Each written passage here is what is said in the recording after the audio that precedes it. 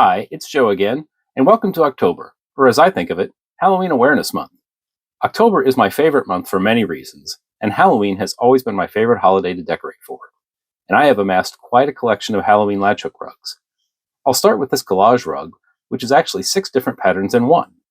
This Herrschner's kit was new in 2024 and covers most of the basic images of Halloween with the black cat, bats, haunted house, witch, trick-or-treaters, and jack-o'-lanterns, and has a green border with orange and purple spots. Speaking of jack-o'-lanterns, besides latch hooking, carving jack-o'-lanterns is another hobby I really enjoy, and I've made a few videos on my other channel featuring some of my work in that area. But getting back to rugs, getting started on Halloween latch hooks wasn't that easy in the mid-2010s, as there just weren't many kits available. This Herrschner's one with the spider is the first Halloween kit I did. I think it only had 5 colors and was about half size, but I was happy to have it. So next I've got this rug here that I finished not that long ago. It's a round rug, which is very unusual for me to do a rug that's not a rectangle. But this Herrschner's kit is 34 inches in diameter and is just called Halloween Boo. And it's only 13 colors, but I think it looks really good, and it's very what I call cartoonish, but it's for Halloween, and that's the way I like my Halloween. And then I have this rug, which I just finished up in time for the start of October, and it's called Something to Be Raven About. It's another Herrschner's kit, 27 inches by 40 inches, and easily the most detailed Halloween-themed kit I've ever made. There is just so much gray. There is black, pewter, dark gray, shadow gray, gray, and medium gray. At least there should have been a lot more medium gray in the kit that was sent to me, because I ran out of medium gray before I even got the bottom half of the rug done, and then counted through the pattern and found I was at least 3 packs short, and so I wrote to Herrschner's to ask them to send me the missing yarn.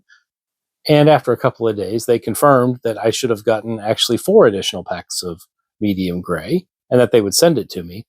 However, I didn't have the patience to wait for that to get here, so I used my leftover yarn I had saved from other projects, which I just barely had enough. I think I had 20 pieces left over when I was done.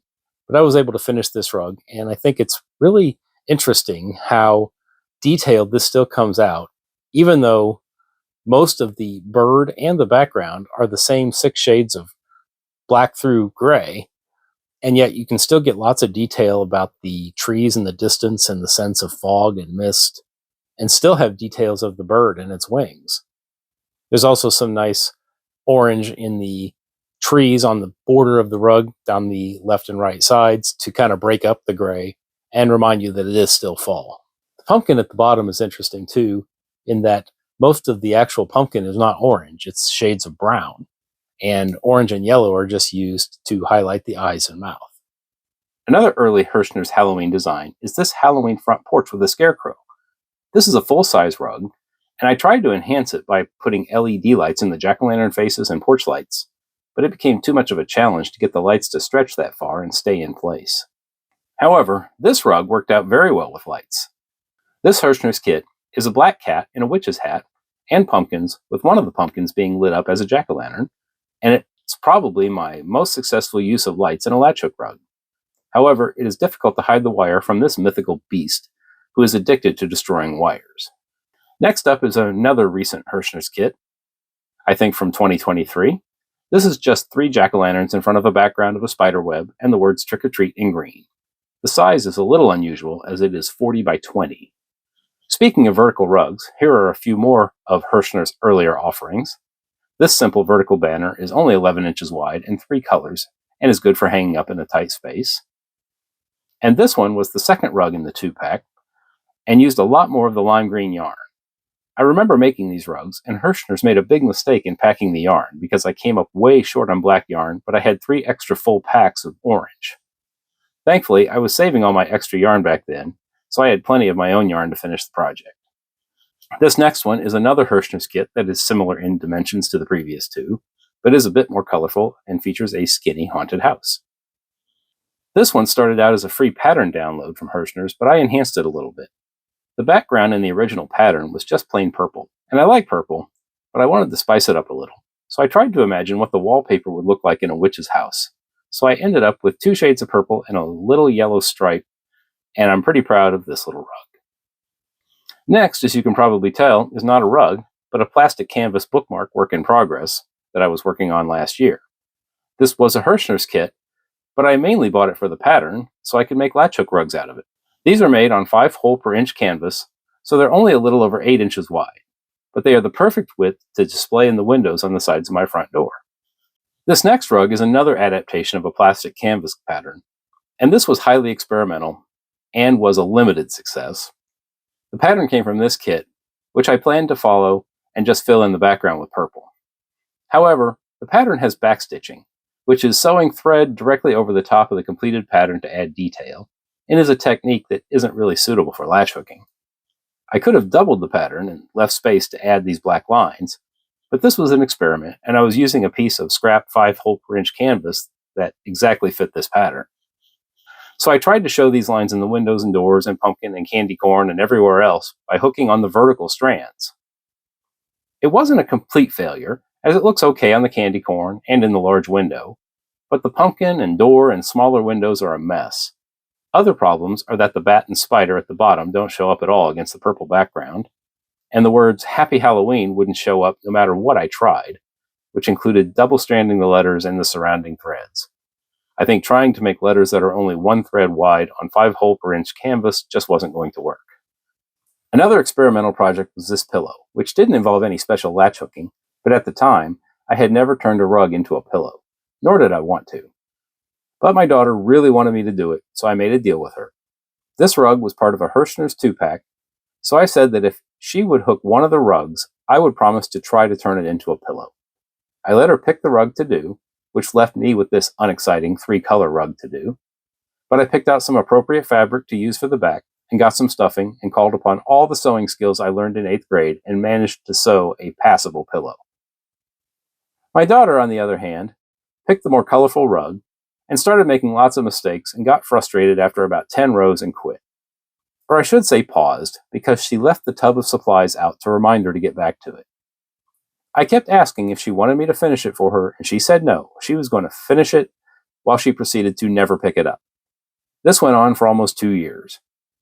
In the meantime, I still wanted to finish it, but I limited myself to just fixing the parts that she had started. The part she had done was off by a row in some places, and had one full 10 by 10 square completely in the wrong place, but I wanted to have what she had already done fixed to encourage her to finish it. But she never touched it and just moved on to her other craft projects.